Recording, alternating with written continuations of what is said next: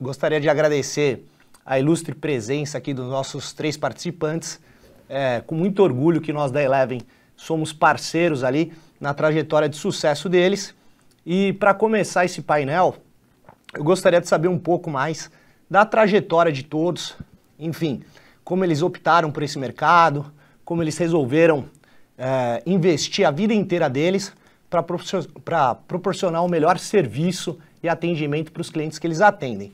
Então, enfim, vamos começar pela ordem alfabética. Alexandre, bom dia, por favor. É prazer participar aqui desse grande evento da Eleven, desse painel com amigos aí. Bom, durante toda a minha infância, né, eu convivi bastante com o mercado financeiro. Meu pai era sócio de uma corretora de valores e nas férias ele me levava para um summer job, né, no centro do Rio de Janeiro, e fui tomando gosto. Sempre gostei muito também pelo tema empreendedorismo. Desde a adolescência me meti a montar negócios, né, e muita vontade de ajudar as pessoas, né. Aos 9 anos, numa primeira viagem a Orlando, a Disney, com uma tia, chamou a atenção da família o fato de termos entrado numa grande loja de brinquedos e eu ter pedido apenas um pacote de notas de dólar para brincar, né? Realmente, assim, eu sempre gostei também de finanças, né? E sempre me fascinou esse fato de poder ser o guardião financeiro, né, das pessoas. Então, assim, isso, sendo assim, foi fácil me apaixonar pelo mercado de assessoria financeira e que vem transformando a vida de tantas pessoas. Bom, agora o Marcos ou o Marcelo, enfim, podem, por gentileza.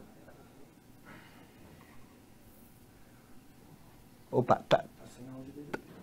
tá no mudo aqui.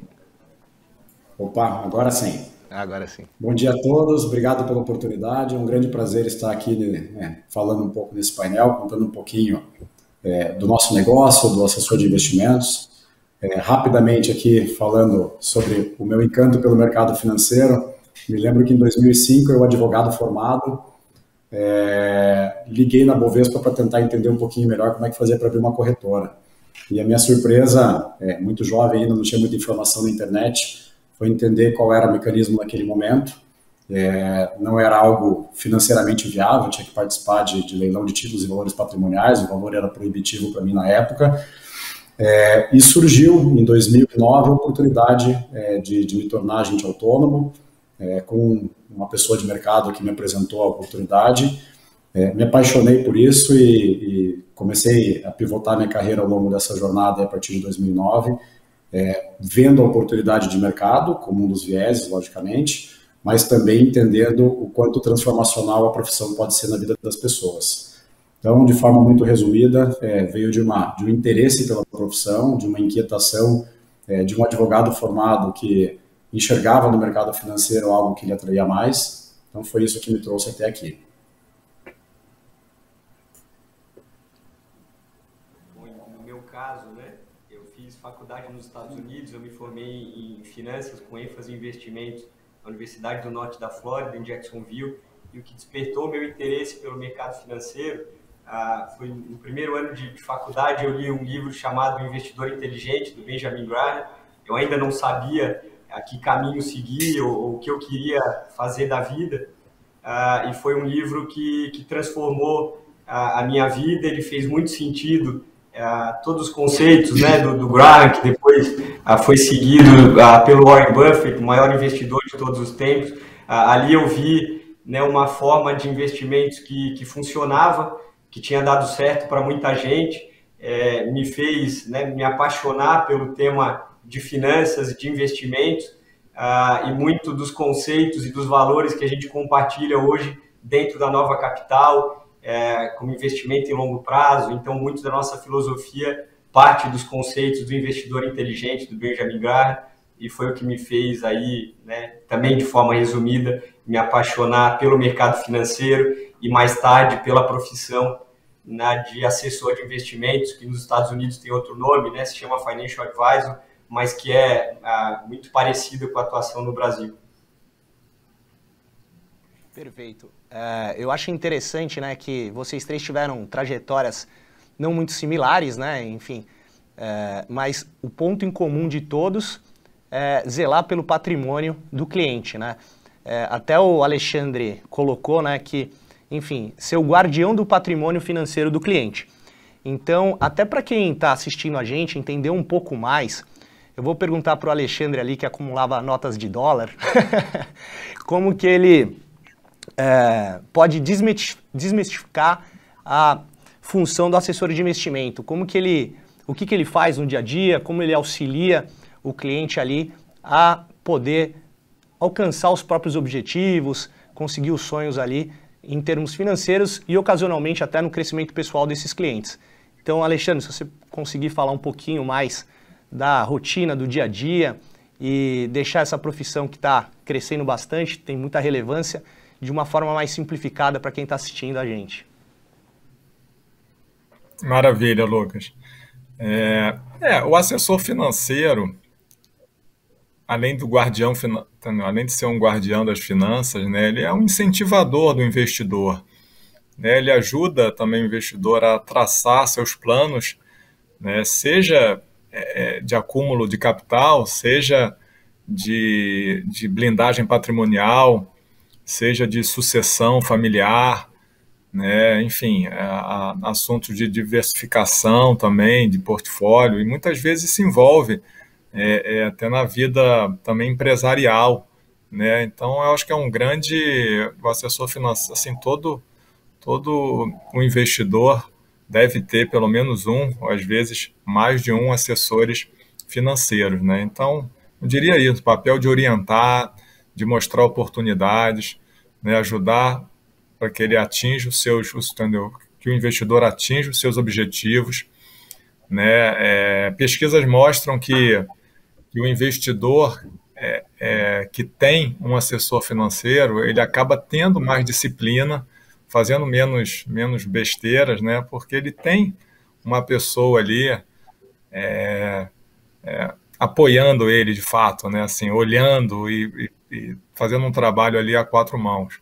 Então, acho que assim, o assessor financeiro realmente tem um papel importantíssimo na vida do investidor, mesmo aqueles investidores que são autodidatas, que entendem, a gente entende que eles têm muito benefício quando tem um bom assessor de investimento ali o acompanhando. Perfeito, Alexandre, muito obrigado aí pela sua resposta. E aí, aproveitando um pouco que você comentou, né, eventualmente do cliente ter mais acesso à informação, e a gente sabe que o mercado financeiro foi constituído aqui no Brasil, ali, principalmente no eixo Rio-São Paulo, né?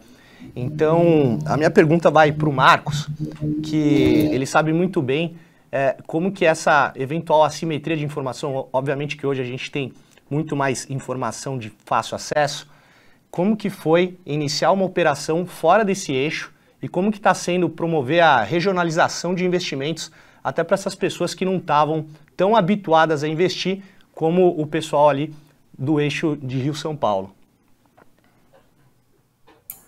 Acho que é um tema que eu sou um grande entusiasta, Lucas. Acho que eu tenho falado muito e feito algumas publicações há algum tempo, há coisa de 2 anos para cá, sobre a regionalização do mercado financeiro. Então, acho que tem uma jornada para a gente começar a falar um pouco sobre isso, né? Acho que teve uma questão de construção de cultura mesmo. Um mercado em que não tinha a figura do assessor como um ponto focal, como alguém de fato relevante na vida das pessoas. Então, lá atrás, quando nós começamos, essa simetria de informação e a dificuldade, né? Eu acho que hoje nós temos muito acesso a dados, a fatos, enfim, em tempo real. Então, teve uma jornada construtiva aí. Mas acho que a gente chega em um momento agora em que a regionalização do mercado financeiro passa a ser uma realidade. A gente enxerga que o investidor que antes estava num private em São Paulo, por exemplo, estamos em Curitiba aqui, né, falando da nossa operação matriz. Esse investidor private, por exemplo, ou alta renda mesmo, que fazia negócios e acabava fomentando os seus negócios de investimentos através de alguma estrutura em São Paulo, passa a ter relacionamento local.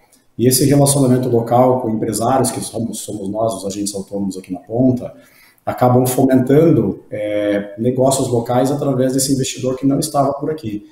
Então, acho que houve uma quebra muito clara com relação a essa simetria de informações, Lucas, e isso trouxe também o investidor para o seu estado, e ele passou a investir o seu capital aqui, deixar receita e deixar tributos, inclusive, para cá. Então, tem uma mudança muito significativa que eu venho enxergando no mercado. Eu acho que isso vai ter um impacto muito positivo ao longo do tempo. Acho que, antigamente, havia uma concentração muito forte no mercado bancário. Quando vêm as assessorias e se posicionam localmente, além do dinheiro ficar por aqui, há um movimento no ecossistema que é muito positivo. Tenho certeza que, ao longo do tempo, isso vai deixar legados muito fortes de forma regional. Então, apanhamos um pouquinho sim, Lucas, foi um pouquinho mais trabalhoso no começo, mas valeu a pena toda essa jornada e tem sido transformacional para o Brasil, na minha opinião. Não, ótimo, Marcos. É até interessante que hoje você acaba conversando com as pessoas de diferentes estados e o pessoal sempre, eu acabo comentando em N rodas ali, você já investe, enfim, e a pessoa, sim, eu tenho um assessor. Então, eu acho que vocês estão contribuindo muito para que essas pessoas entrem no mercado e entrem com mais cautela, enfim, com mais informação e mais segurança. E falando no quesito segurança, Marcelo, minha pergunta vai para você. A gente está num cenário um pouco... A gente está falando de Brasil, né? Então é difícil, é complicado falar atípico, mas um cenário ali que a gente está de bolsa de valores flat, retorno de aumento da taxa Selic. Então, eu queria saber como que isso está impactando o dia a dia ali dos seus clientes e se está tendo uma migração de produtos, se não está, e principalmente nesse cenário de incerteza, qual que é a figura do assessor, né? Porque eu acho que é primordial. Quando está no mercado muito altista, às vezes os clientes investem por conta própria, enfim, mas num cenário de incerteza, eu acho que a figura do assessor é super importante, né? Então, queria que você discorresse um pouco mais sobre ela. Acho que é fundamental, né, Lucas? E se der para voltar aqui um passo atrás e falar da experiência que a gente teve durante a pandemia, né, o que a gente viu foi que ao longo de 2019 houve um movimento de alta na Bolsa Brasileira expressivo, sem muitas oscilações ao longo do caminho, e os clientes acabaram assumindo mais risco, né? Ou seja, montando uma posição maior em renda variável, até indo contra, em algumas situações, a nossa recomendação, o nosso aconselhamento, né? E aí vem a pandemia, com uma queda muito forte no Ibovespa, né? Então, caiu de 120 mil pontos para 60 mil pontos, alguns clientes com uma exposição maior do que deveriam ter. E acho que na pandemia, eu até brinco, né, que a gente deixou de ser assessores de investimento e passou a ser psicólogos financeiros, né? Então a gente conversava com os clientes de forma recorrente, alguns mais preocupados, estressados, outros menos, mas o discurso era sempre o mesmo. Era dizer assim, olha, agora não é hora de reduzir exposição em bolsa ou de sair, existe muita oportunidade, né? Existe o amanhã, né? A gente sabe que parece o fim do mundo, mas o amanhã chega, né? As empresas vão se recuperar, enfim. Então, o nosso papel foi muito mais de acalmar os investidores naquele momento, e acho que aí tem um crescimento, um aprendizado muito grande, tanto para nós, assessores de investimento, né? Atuando no mercado financeiro, como também para os clientes, né? E acho que hoje existe uma preocupação muito maior, né, além de rentabilizar as carteiras de investimento, também em proteger, né, e acho que existe um alinhamento aí maior também dos clientes nesse sentido, né, uma preocupação para que não se tenha uma exposição excessiva, né, e aí, enfim, vem uma eleição presidencial no ano que vem, um cenário um pouco mais incerto, então acho que entra também a importância da diversificação, de se ter proteção, né, eventualmente em ouro, enfim, ativos descorrelacionados com a Bolsa, para que essa eventual queda, né, ou a oscilação, ela seja menos sentida. Perfeito, Marcelo. E até a gente comentou aqui, né, tá muito do nosso painel, o aumento do número de clientes ali começando a investir, iniciando seus investimentos. e obviamente que aumentou o número de clientes, com certeza deve ter aumentado a concorrência na área de vocês, né? E até para a gente entender um pouco mais do mercado, faço uma pergunta aqui para o Alexandre, como que ele está enxergando os concorrentes, quem são os principais concorrentes desse mercado, como vocês estão atuando, enfim, para sempre se diferenciar e trazer um serviço de qualidade que é o que o cliente espera.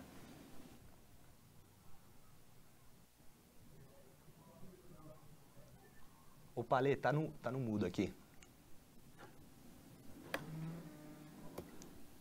Desculpa, Lucas. Mas sendo uma profissão relativamente nova, né, profissão de assessoria de investimento, né, eu acredito que os concorrentes são nós mesmos, né? A gente está se transformando, né?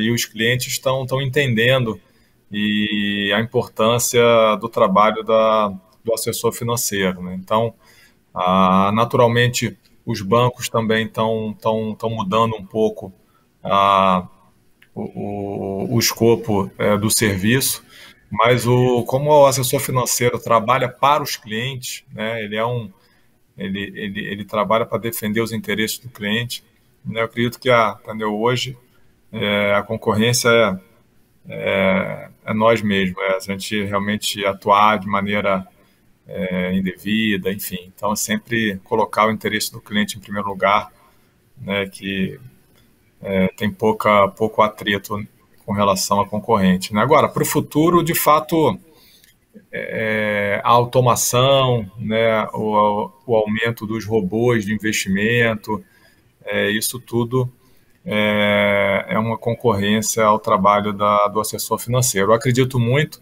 que a proximidade, né, o contato, o relacionamento pessoal, conhecer ali de fato bem a família, isso faz a diferença, né? Mas como a parte tecnológica está avançando muito, essa inteligência artificial aí pode ser uma concorrência aí para os assessores de investimento atuais. Não, perfeito, Alexandre. Até um ponto, né? E aí, falando um pouco de indústria, você citou da parte de inteligência artificial. Obviamente que nada se compara ao contato humano, né? O contato humano se faz necessário e vai continuar se fazendo necessário. E aí, abordando esse tema, porque se a gente for olhar o mercado norte-americano, que é um mercado muito mais consolidado nos termos de assessoria financeira, eu queria perguntar aqui pro Marcelo, pro Marcos, o que ele acha desse mercado norte-americano, mas principalmente fazendo um par e passo com o mercado brasileiro, né? Obviamente a gente não tem o tamanho do mercado norte-americano, não tem a inserção que nós temos no mercado norte-americano nos termos de assessoria, mas como que você enxerga esse futuro, né? O Alexandre já deu uma palhinha aqui, falou dessa parte de automação, obviamente sem perder o contato humano, e eu queria verificar como que você está enxergando o mercado daqui para frente. Acho que começo aqui com uma provocação que eu já escutei algumas vezes no mercado, que nos Estados Unidos, as pessoas, aliás, no Brasil, as pessoas têm no seu bolso 2 cartões de advogado. Nos Estados Unidos seriam 3, seria do médico, do advogado e do assessor de investimentos. Por que temos esse cenário nos Estados Unidos e por que a gente tem um cenário ainda em transformação no Brasil? Acho que a própria maturidade do mercado faz com que isso seja desta forma. Os Estados Unidos começou a acelerar o processo de ter o assessor de investimento como uma figura central na vida das pessoas já tem bastante tempo. E acho que esse movimento começa a se consolidar no Brasil. Estamos ainda muitos passos atrás, estamos falando da maior economia do mundo, contra um país em desenvolvimento e que vem seguindo aí as tendências. E eu acho que a tecnologia e a informação fluida como nós temos hoje faz com que isso aconteça muito mais rápido, né? Então, o que eu vejo, né, que a figura do assessor no Brasil cada vez mais ganha relevância. Acho que as pessoas desprendem 8, 10 horas do seu dia trabalhando para poder construir riqueza, para poder ter um futuro mais seguro, enfim, né, para poder ter uma vida mais confortável. E tenho convicção de que o assessor de investimento é a pessoa que pode apoiar todo esse movimento, vai dar diretrizes, vai poder organizar melhor a vida financeira das pessoas, vai ajudar na cultura, né, na questão da educação, que é tão carente também no nosso país. Eu tenho certeza que nós temos um papel como assessores de investimento também de educar a nossa população, seja na execução do nosso trabalho em si, seja por programas que as nossas empresas têm educacionais também, mas existe uma trilha de desenvolvimento que o Alexandre colocou, algo que lá na frente eu vejo como, de fato, algo que vai vir a concorrência. Mas acho que o Brasil tem muitos passos a dar ainda, e a gente tem uma evolução enorme na questão cultural e uma avenida importante de desenvolvimento do nosso mercado financeiro, passando pelo aprendizado de todas as pessoas do quanto isso é importante. Então, voltando ao começo da minha fala, né, acho que cada vez mais a importância do assessor de investimentos na vida das pessoas vai aumentar, porque, de fato, conhecemos muito poucos ainda como brasileiros, o quanto há de oportunidades, o quanto a gente consegue extrair melhor do nosso mercado financeiro, seja com rentabilidade de investimentos, seja com o planejamento em si, né, de como cuidar melhor do dinheiro, planejar melhor no longo prazo. Então, eu enxergo um país maturando esse mercado e tenho certeza de que a profissão do assessor de investimentos é o que está protagonizando todo esse movimento. Acho que é mais ou menos por aí, Lucas. Eu tenho muita confiança de que teremos um país melhor aí quando o brasileiro tiver nos seus bolsos o cartão de visita do assessor de investimentos também como alguém protagonista dentro da sua vida. Perfeito, Marcos. E até comentando aqui, fazendo já uma pergunta para o Marcelo, né? A gente estava falando do mercado norte-americano, e o mercado norte-americano, enfim, ele está alguns passos à frente, ao menos no tamanho, né, na magnitude do escopo do assessor. E lá como cá, né, tem diversos tipos de perfis de clientes, até o Marcos citou, enfim, tem clientes que a gente vai levar a educação financeira, o Alexandre comentou, tem clientes mais autodidatas.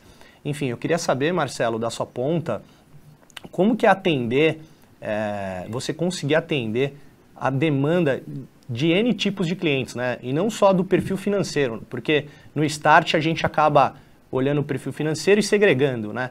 Mas, obviamente, também tem clientes que não conhecem, clientes que já conhecem bastante, clientes que são oriundos do mercado, clientes que nunca viram o mercado, mas querem adentrar. Enfim, Marcelo, como que é o seu dia a dia de atender todas essas expectativas?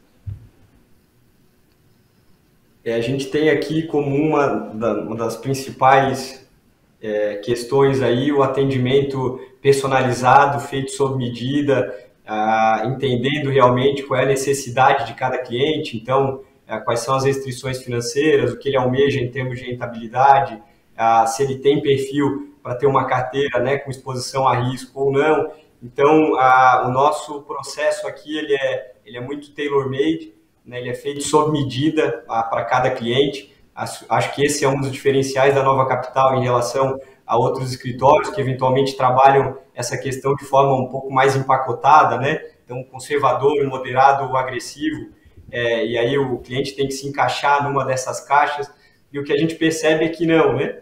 Eu até brinco, a gente não tem um perfil conservador dentro da Nova, a gente tem 50 tons de conservadorismo.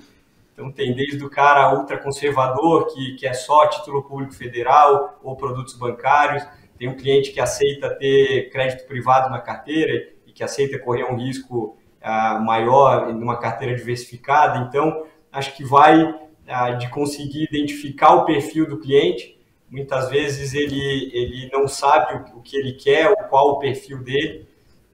Então, acho que passa por essa identificação. Isso vem através de um atendimento próximo, isso vem através da educação financeira, né? Acho que essa discussão da maturidade, né, dos mercados, quando se compara o mercado americano para o mercado brasileiro, acho que muito disso passa pela educação financeira, né? Eu comento muito aqui no escritório, né, com os assessores, acho que nós somos quase que missionários dos investimentos, estão levando conhecimento, levando informação, auxiliando nesse processo. Acho que os escritórios de assessoria de investimentos têm um papel fundamental, né, nesse processo de educação financeira dos clientes, e quanto mais educados financeiramente, melhor a tomada de decisão e a nossa relação também com os clientes. Muito obrigado aí, Marcelo. E aí, a próxima pergunta é muito relacionada até à brincadeira que você fez dos 50 tons de conservadorismo. Eu achei ótima. Eu queria perguntar aqui como está para todos essa pergunta, né? Então, enfim, pode começar o Alê, depois o Marcos, o Marcelo, a gente seguir esse racional. Mas como que está a cabeça do investidor brasileiro hoje? Se vocês estão verificando o maior interesse por produtos específicos? Foi comentado que no início da pandemia, talvez o cliente estava direcionado para um determinado tipo de ativo. Agora, enfim, com um cenário um pouquinho mais incerto, com algumas mudanças, talvez os clientes tendem a migrar para outros tipos de ativo. E eu também queria entender se o cliente, vocês estão percebendo que o brasileiro está deixando realmente ser conservador, né? Eu acho que essa é a hora da verdade, porque a gente pegou, num passado não tão distante, um cenário de Selic muito alto, depois diminuiu e agora está voltando. Então, enfim, eu queria entender um pouco mais de vocês, como que está a cabeça desse investidor, como que está o apetite a determinadas classes de ativos, o que eles estão olhando, o que eles estão perguntando para vocês, e se, por fim, o brasileiro realmente está entendendo que tem que diversificar, não pode ser 100% conservador, enfim, óbvio que atendendo a N tipos de perfis e N tipos de objetivos como um todo. Então, Ale, se você quiser começar e depois partir para o Marcos e para o Marcelo, eu acho que vai ser bem interessante o pessoal escutar. Maravilha, Lucas. Você falou perfeito, assim, eu acho que o investidor está sim deixando o conservadorismo, mas assim, eu entendo que o investidor brasileiro, ele era muito da renda fixa pelas condições do nosso juros ser muito alto durante muitos anos, né? Aquele histórico de inflação e da dificuldade realmente de se investir no mercado de capitais, de se investir em ações, né? Ele realmente deixava o dinheiro lá parado no CDB do banco ou na poupança. E ele está sim se acostumando com mais volatilidade, né? Tá entendendo a oscilação maior entendeu? Dos seus ativos. Nisso a pandemia ajudou, porque foi no tranco, né? E realmente, como o Marcelo comentou, muitos investidores estavam sim um pouco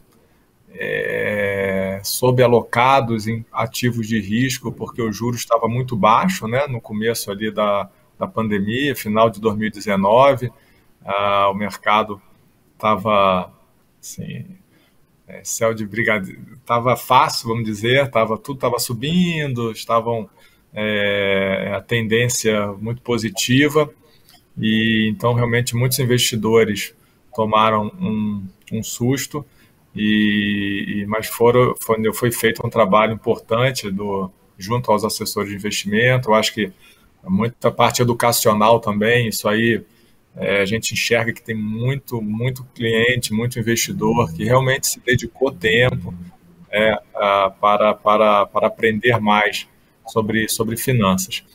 Então, respondendo à pergunta, sim, o investidor está deixando de ser conservador, ele tem procurado mais ativos direto, né? Isso também foi um grande ganho de um ano e meio para cá, né? Existiu um aumento tremendo de investidores que têm ações diretamente na sua carteira, seja também ativo de renda fixa direto, né? Certificados de operações estruturadas, além, obviamente, de fundos e previdência privada, que também são muito atrativos e o investidor gosta muito.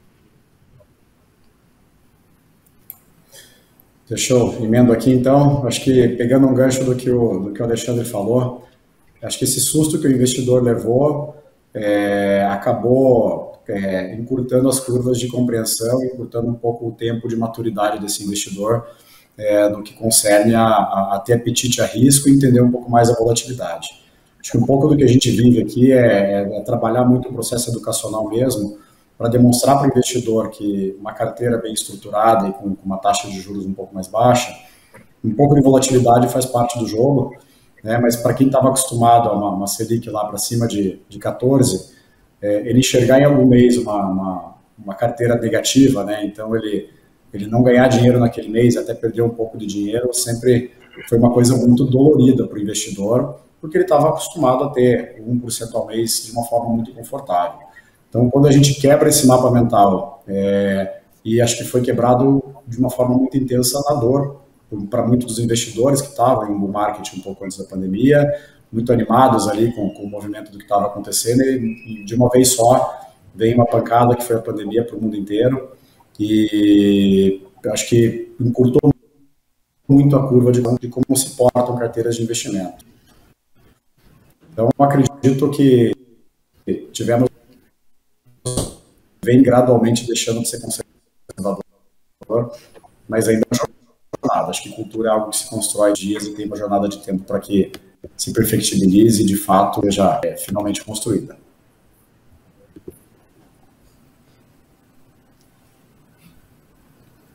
Marcelo, se você quiser colocar seus inputs aqui também, enfim, eu acho interessante até, porque cada escritório está em determinado local, né? Então, às vezes as dores de um cliente não são as mesmas, ou às vezes são as mesmas, né? E até para o pessoal se identificar com isso. É que existe uma busca hoje, ele falou, né, por ativos diretos, né? Então, eventualmente carteiras de ações, né, como complemento também de uma carteira de fundos de ações. E aí acho que falando um pouquinho dessa nossa transição, nós éramos vinculados à XP e hoje nós estamos no Modal, como representantes do Modal, e aí a gente passa a ter acesso a produtos diferenciados, né, exclusivos. Acho que isso tem um apelo grande para o cliente. Então, os fundos do Credit Suisse, né, que são fundos com mais de 20 anos de história, com fundos de fundos, com acesso a produtos, fundos que estão fechados no mercado há muito tempo, como é o caso do Verde, quando a gente fala do top 30, né, do Credit Suisse, e também da Eleven, né? Eu acho que a Eleven, fazendo parte desse ecossistema, produzindo, né, e compartilhando material de muita qualidade, né? Esses materiais, inclusive, muitos que a gente compartilha com os nossos clientes, né, como forma de auxiliar também nessa ponta da educação financeira. Então, eu acho que quanto mais a gente conseguir entregar na ponta para o cliente, melhor vai ser a percepção dele com relação ao nosso trabalho e maior o vínculo desses clientes também com a Nova Capital. Então, eu acho que essa busca por diferenciais competitivos, e a Eleven, com certeza, é parte integral desse processo. Não, perfeito. Até aproveitando o gancho aqui do Marcelo, né? Vocês três estão aqui, enfim, são parceiros da plataforma da Modal, e o pessoal costuma acreditar que banco, enfim, o banco ele não pode catapultar o assessor, não pode auxiliá-lo, e aqui acontece muito ao contrário, né? Eu queria que vocês discorressem um pouco mais, e obviamente o Marcelo já deu alguns bons argumentos, mas como que a plataforma da Modal aí auxilia, como exemplo, vocês a terem melhor atendimento, melhor serviço, ativos que não estão no mercado, que não são de fácil acesso, mas, enfim, vocês podem proporcionar. Dá um exemplo de como que uma plataforma pode auxiliar o cliente final de vocês. Não sei se o Ale, se a gente quer seguir a mesma ordem, enfim. Pode ser, pode ser. A plataforma é super aberta, né? Então isso ajuda bastante. Ela tem muita oportunidade, tem menos atrito, assim, menos rateio das coisas, porque então, assim, tem muita oportunidade, né? Para quem gosta de ações, nós temos no Modal a calculadora de IR integrada, isso ajuda bastante, além de muito suporte, né? E economia também, e custos muito econômicos. O apoio, os assessores, assim, a proximidade dos assessores com a área de inteligência da plataforma é muito intensa, né? Então, a gente larga, que a gente não tem limite assim de atendimento também a determinadas faixas de cliente, né? Então a gente pode fazer um atendimento global para o cliente, seja ele na pessoa física, no âmbito familiar e também no âmbito corporativo. Enfim, muitos ganhos aí para a vida do assessor que acaba chegando na ponta do cliente, né? Então, estou muito animados aí com a plataforma do Modal.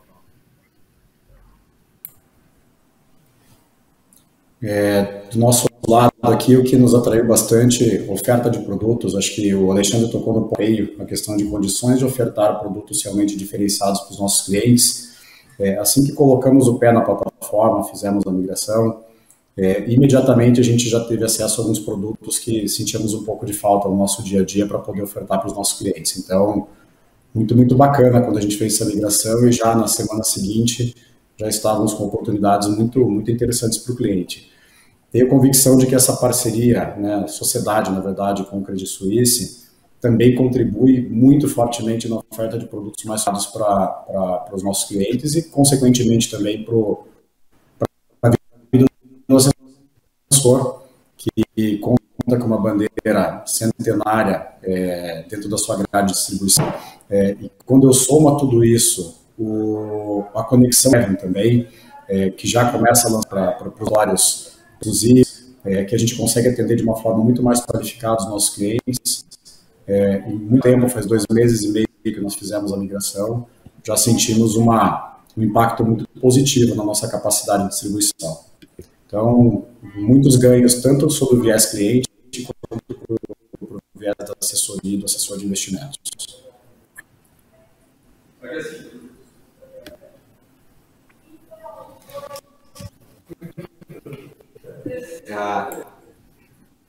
Posso seguir aqui, Lucas?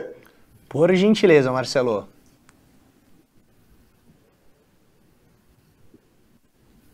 Eu acho que o Modal tem um grande diferencial em relação às outras plataformas, que é o fato de ela ser muito democrática, né? Eu acho que deu uma pequena travada ali no Marcelo, mas eu não sei se vocês conseguem me escutar. Enfim, eu acho que a gente acredita aqui da Eleven, a gente acaba trabalhando com muitas plataformas e é muito enriquecedor o cliente poder ter acesso a determinadas classes de ativos que não conseguem, o cliente, principalmente o cliente de varejo, que ele não consegue ter acesso a esse produto mais private, né? Eu acho que o Marcelo voltou, enfim, depois eu discorro aqui, complemento aí o que o pessoal está abordando. Acho que volta comigo aqui. Por favor, Marcelo, não queria ter te interrompido dessa forma, mas enfim, acontece, somos todos ouvidos. Eu que peço desculpa aí pelos desafios tecnológicos, né? Mas acho que só para complementar, essa questão de ser uma plataforma democrática, de mais acesso a produtos, acho que é isso que os clientes buscam e é o que a gente quer entregar cada vez mais para os clientes aqui na ponta. Perfeito. E aí, falando um pouco de cliente, né, eu queria também escutar de todos vocês, até para quem está nos assistindo, porque eventualmente a dor de quem está assistindo é a mesma dor do cliente de vocês, ocasionalmente. Então, se vocês pudessem falar, e aí só para não ficar na mesma ordem ali, né, no Alexandre, Marcos e Marcelo, vamos inverter agora, fazer Marcelo, Marcos e Alexandre. Quais são as principais dores que vocês escutam aí no dia a dia, enfim, os principais anseios desses clientes e como que vocês trabalham, né? Foi até comentado mais recentemente que na pandemia, eu acho que foi você, Marcelo, desculpa se eu não me recordo, atuou como um psicólogo ali dos clientes, né? Enfim, eu gostaria de entender ali quais são as principais dores desses clientes e como vocês tentam auxiliá-los a não sentir tanta dor. Qual que é o analgésico deles? Acho que sem dúvida é a educação financeira, tudo passa, né, pela informação. compartilhamento da informação, informação de qualidade. O que a gente vê muito hoje, né, os clientes um pouco perdidos com a quantidade de informação que existe na mídia, muito ruído, né? Então, muita notícia que eventualmente não dá preço, que a gente fala, ou seja, não impacta nem o dia a dia das empresas ou os ativos que eles têm na carteira. Então, existe uma dificuldade de filtrar, né, o que de fato é notícia relevante dos ruídos políticos, econômicos, enfim. Então, acho que a dor é um pouco essa, né? Ter esse caminho. E acho que o nosso papel aqui é auxiliar na educação financeira. Acho que, para citar um exemplo, a gente tem um evento aqui mensal, já há muito tempo, chamado Investidor do Futuro, né? E aí ele é voltado para a segunda e terceira geração, então para os herdeiros, né, dos nossos clientes, filhos, netos, e a ideia é fazer essa transferência de conhecimento de educação financeira atrelado à filosofia da Nova, o que a gente acredita, né, que seja correto na hora de pensar em investimentos. Então, acho que muito disso passa realmente pela educação financeira, e o Brasil vai evoluir, né, o mercado financeiro brasileiro vai evoluir conforme a educação financeira, a transferência de conhecimento for acontecendo. Acho que pela ordem aqui, acho que compartilhando também muito do que foi dito até agora, concordo integralmente. Acho que a assimetria de informação no viés cliente, se para nós, né, gera dificuldade quando você tem assimetria de informação, imagine para quem não tem o conhecimento.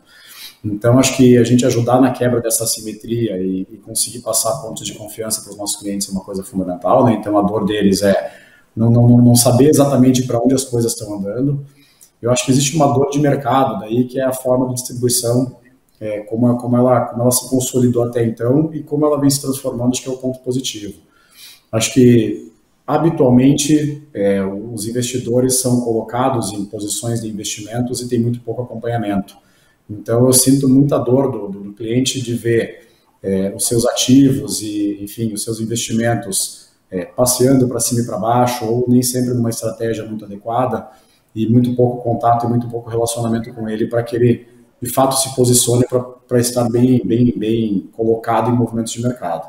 Então, eu enxergo que, com a quebra da assimetria de informações que a educação financeira pode proporcionar e o relacionamento direto com o assessor, resolve muitas das dores que os nossos clientes nos trazem, que eles sempre viveram, e é o que a gente busca não deixar com que essa dor exista ao longo do tempo para os nossos clientes.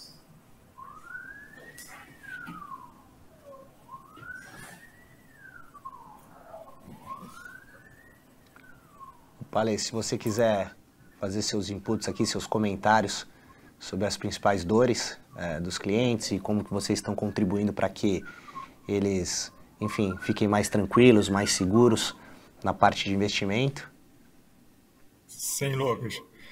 Eu acho que, assim, é muito importante ter disciplina, né? Disciplina por poupar e aprender sobre as diversas estratégias, né? Então, acho que a principal dor é a falta de conhecimento. Então, o conselho procure um assessor financeiro ético, né? Crie projetos de médio e longo prazo, né, bem definidos. O assessor vai te ajudar a trazer outra perspectiva sobre o momento, até da sua vida, de realmente quais são, como chegar lá para atingir os seus planos, né? Construa uma renda passiva, dedique um tempo diariamente para cuidar e regar sua carteira de investimentos. O mundo que vivemos é abundante, né? Não precisamos nos contentar com o mínimo. Um investidor bem-sucedido consegue abençoar e ajudar muita gente, né? Então, eu vejo com muito bons olhos esse trabalho, né? Não, perfeito, pessoal. E entrando mais um pouquinho no detalhe ali do cliente, e vocês até citaram alguns pontos, né? Primeiro, do acompanhamento, para ter recomendações mais assertivas, para ter o melhor direcionamento. Segundo, de quebrar a barreira, eventualmente, da assimetria de informação. Terceiro, de ter o cliente ali com mais educação financeira, né? Então, vocês proporcionarem isso a eles por N formas. Eu queria, se vocês pudessem, enfim, comentar, cada um de vocês, uma história mais marcante. Pode ter acontecido com vocês ou com alguém do escritório, aí, do time de vocês, e que aquilo, enfim, proporcionou um crescimento tanto profissional, mas pessoal também, na vida do cliente, na sua vida, enfim, que aquele driver que eventualmente faz a gente querer continuar exercendo um bom trabalho, né? Porque o trabalho do assessor, como muito bem colocado, está inserido na vida financeira do cliente. E a gente sabe que a vida financeira do cliente, ela acaba tendo variáveis que impactam a vida pessoal do cliente, né? Obviamente. Então, se vocês pudessem comentar um pouco mais, se tem alguma história que, enfim, fez muito sentido para vocês, que deu motivação para vocês continuarem, que atuou como uma força motriz ali para vocês terem essa trajetória de sucesso, eu acho que seria bem bacana. Lucas, assim, a gente tem uma área de encantamento de cliente, né? Interno e externo, né? Acaba sendo uma área da felicidade e realmente nos motiva muito o depoimento dos clientes, né? O agradecimento, né? Muitas vezes a gente está fazendo algum agrado e aí aquele cliente, poxa, mas vocês já fazem tanto por nós, pô. Então, assim, aquele reconhecimento do que realmente o cliente não teria chegado aonde está sem a nossa ajuda. Lógico que é o cliente que faz, ele que toma a decisão, né? Assim como em outras áreas, como a área da saúde, por exemplo, não é o médico que faz por você. Na área do bem-estar físico, né, de um atleta, quer dizer, é ótimo ter um personal trainer que vai te orientar, e vai te ajudar, e vai te incentivar, mas quem vai realmente fazer é a pessoa, né? Então, é muito gratificante saber que a gente está contribuindo na vida dos clientes, né? E tem um dos clientes que já tem alguns anos isso, mas eu sempre gosto de lembrar que ele ainda não tinha muito recurso conosco, na RJ, e tinha bastante coisa no banco, e um dia ele estava pensativo no escritório, assim, entendeu? Eu falei, Assir, o nome dele, Assir, por que você está assim, parece que você está um pouco distante? Ele, não, eu estou intrigado aqui, por que vocês, está tudo ótimo, estou muito satisfeito, mas eu estou pensativo, por que vocês me dão tanta atenção com tão pouco dinheiro que eu tenho aqui?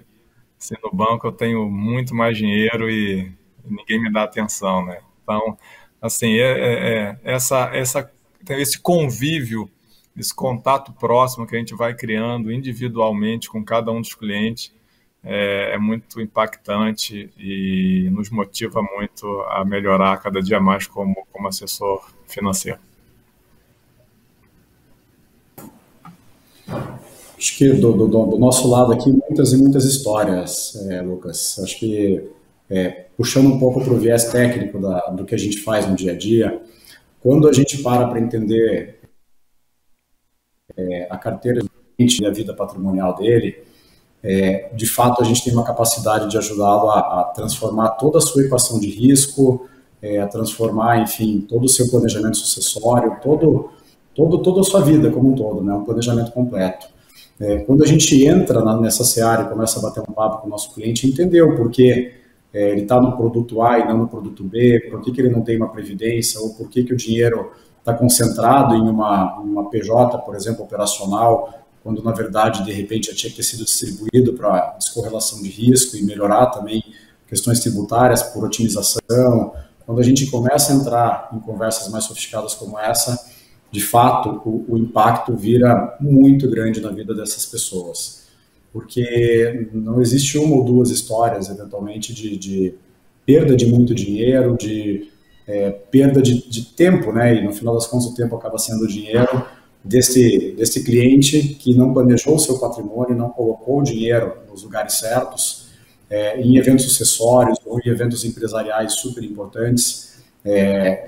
Se ninguém chamou a atenção dele para situações como essa, e ele, por conhecimento próprio, não conseguia tomar essas decisões, algumas situações muito ruins podem acontecer.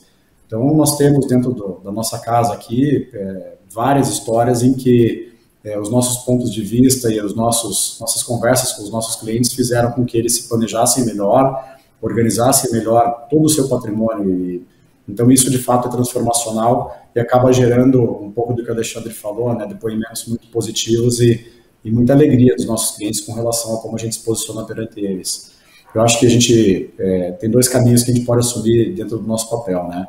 Alocar os recursos de uma forma direta e otimizar a rentabilidade, né, através das decisões que o nosso cliente toma com o nosso apoio, mas também quando a gente entra na vida financeira dele, a gente passa a ter um relacionamento estreito, com o conhecimento que nós temos, a gente consegue, de fato, transformar a vida dessas pessoas. Então, muito nos alegra já ter participado de histórias muito bacanas de clientes nossos que organizaram melhor a sua vida financeira, prepararam melhor a sua sucessão, otimizaram tributariamente os seus investimentos por vários veículos, né? Eu falei um pouco da questão de distribuição de lucro, mas por veículos, eventualmente, de fundos exclusivos, carteiras administradas, participando até da governança de empresas, quando a gente entra no tema de carteiras administradas. Então, de fato, quando a gente sofistica o nosso trabalho e vai a fundo com o nosso cliente, esse cliente acaba virando um amigo porque a gente, em conjunto, conseguiu realizar a transformação. Então, acho que isso que eu queria compartilhar, não seja o case de um cliente em específico, mas existe algo tão completo que a gente é capaz de fazer, quando a gente realmente faz bem feito, que a história do cartãozinho de visita que eu falei do bolso, ela ganha ainda mais importância e ainda ganha uma roupagem ainda mais forte, porque a gente senta com os advogados, com os contadores das famílias, e juntos a gente transforma, né, um futuro. Isso, de fato, é muito gratificante, e os clientes também expressam essa gratidão perante o nosso trabalho.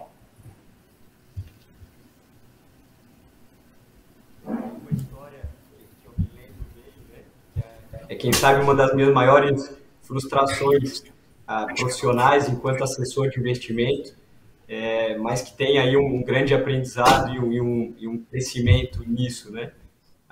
Como eu estava falando ali durante a pandemia, em março e abril, a gente ficou muito próximo dos clientes, né? Mais num papel ali de psicólogo do que de assessor, passando tranquilidade, mostrando, né, que existia um amanhã e que as coisas iriam melhorar, por mais que o cenário fosse muito incerto. E um desses clientes, eu falei, se eu não me engano, foram 6 vezes ao longo de 3 semanas, depois que começou a pandemia, e com a mesma conversa, né? Olha, existe o amanhã, né? Tem que ter calma, agora o ideal é aguardar, né? As ações caíram, mas os preços estão muito descontados, enfim. E aí eu falei com ele isso uma vez, 2, 3...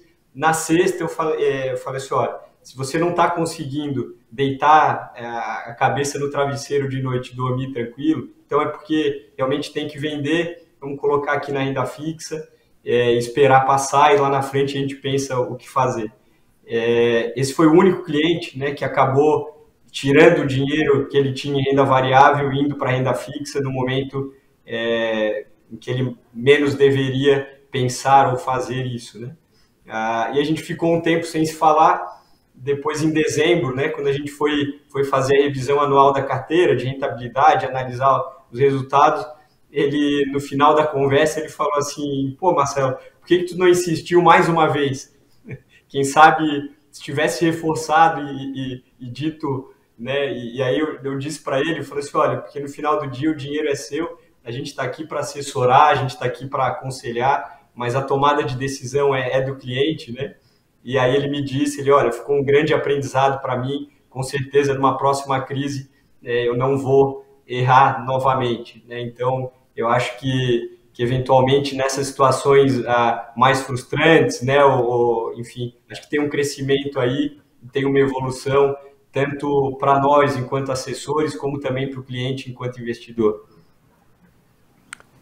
Perfeito, pessoal. E, enfim, infelizmente a gente, para encerrar esse painel, né, a conversa tá boa, mas eu gostaria que vocês pudessem deixar qual que é um conselho, de acordo com a experiência que vocês têm, enfim, com a quantidade de clientes que vocês atendem, para o investidor que está iniciando, o que vocês recomendam, qual que é o conselho que vocês dão para ele, enfim, até porque muita gente que acessa a Eleven e, obviamente, acessa vocês, eles acessam com sempre um objetivo, né? E o objetivo, o cerne desse objetivo, obviamente, é ter uma melhor vida financeira. Então, dito posto, o que vocês aconselhariam, enfim, em poucas palavras ali, para esse pessoal que está começando, está buscando uma assessoria de investimento, esse tipo de informação? Eu diria, Lucas, que assim, é muito importante trabalhar o autoconhecimento, né? Seja o autoconhecimento da área, né, de finanças, mas também o seu próprio, o seu perfil. Então, cada investidor se conhecer, eu acho muito importante, né? Que tenham também planos muito bem definidos, né? É importante saber aonde quer chegar, né? Estamos no ponto A, queremos ir para o ponto B, mas tem que ser bem definido para que o caminho seja bem traçado e que a gente consiga chegar lá, né? E caminha, né? Nós somos movidos a gente consegue fazer tudo que a gente quer, né? Então é importante saber o que quer e caminhe na direção dos seus sonhos, trabalhem todos os dias para isso, para melhorar também a eficiência das suas ações ali dia após dia, né? Estamos aqui, queria aproveitar para agradecer o papo com nossos colegas aí, com o Marcos e com o Marcelo, né? Aqui RJ, Nova Capital e Valore, né? Juntos aí estamos aqui representando mais de 200 profissionais, muitos anos, todos com bastante anos de experiência, então estamos 100% à disposição e abertos para conversar com novos clientes e melhorar ainda mais o relacionamento com os clientes atuais, né? Muito obrigado e parabéns pelo evento. Acho que para não ser repetitivo aqui, em cima do que o Alexandre falou, como que eu concordo plenamente com tudo, eu acho que, pegando o gancho, disciplina é algo fundamental para o investidor, né? Acho que o que ele deixa de fazer hoje vai ter impacto amanhã. Acho que os investimentos, nós trabalhamos com juros compostos aí, então o impacto é realmente transformacional, então ter disciplina como investidor é fundamental, tanto no guardar, né, no você poupar o seu dinheiro, quanto na forma de investir. Se você tem um plano, se você está confiante no plano e traçou ele bem feito, siga o plano. Acho que é um pouco isso, o Marcelo até falou um pouco de um investidor que acabou deixando de seguir a estratégia, mudou o plano, né? Isso vai ter um impacto em algum momento. Então, disciplina é algo fundamental para o investidor. E eu acho que também tem uma outra questão, é de que não renuncie do agora. Acho que a gente vive todos os dias a nossa vida, mas não esqueça do amanhã, né? Então, guarde dinheiro, poupe, olhe para o futuro, porque o nosso trabalho tem com o que as pessoas trabalham de uma forma geral, para viver hoje com certeza, mas a gente não pode esquecer que amanhã a gente, se trabalhar bem e deixar o dinheiro trabalhar por nós, a gente pode ter uma vida muito mais confortável e podemos realizar muitos dos nossos sonhos. Então, disciplina e vivo agora, mas não se esqueça que o amanhã chega. Seria mais ou menos por aí. Gratidão também aí pelo convite, um prazer estar com os meus amigos aqui, acho que tenho amizade com o Alexandre, conheço um pouco menos o Marcelo, mas um prazer também estar contigo aqui. Lucas, obrigado pelo convite e parabéns pelo evento Eleven, que é uma casa com quem estamos já há alguns bons anos e há muitas pessoas aí dentro da casa com as quais construímos até amizade, de tão bacana que é o trabalho, a gente acaba tendo um relacionamento tão estreito. Então é um grande prazer estar aqui, é uma honra estar aqui. Eu acho que eu vou voltar também nesse tema, né, da educação financeira, foi falado muito aqui ao longo do tempo. A gente tem por costume, para todo novo cliente, né, quando ele abre a conta na Nova Capital, de dar uma cópia do investidor de presente. A gente tem até uma contracapa do livro da Nova, Então, eu acho que essa questão da educação financeira, de adquirir conhecimento, né, ao longo dessa jornada de investimentos, acho que isso é fundamental, e acho que parte da gente também instigar, né, ou compartilhar informações, dicas de livros, enfim, auxiliar nesse processo da forma que a gente consegue. Também queria já fazer um agradecimento aqui final, né, ao Alexandre e o Marcos, companheiros aí de profissão, que carregam também a bandeira, né, do modal, né, e que a gente possa levar essa mensagem aí para um número cada vez maior de investidores, de clientes, e agradecer também aí a você, Lucas, e a Eleven pelo convite. Um grande prazer poder participar. Espero que a gente possa voltar aí ano que vem. Um grande prazer.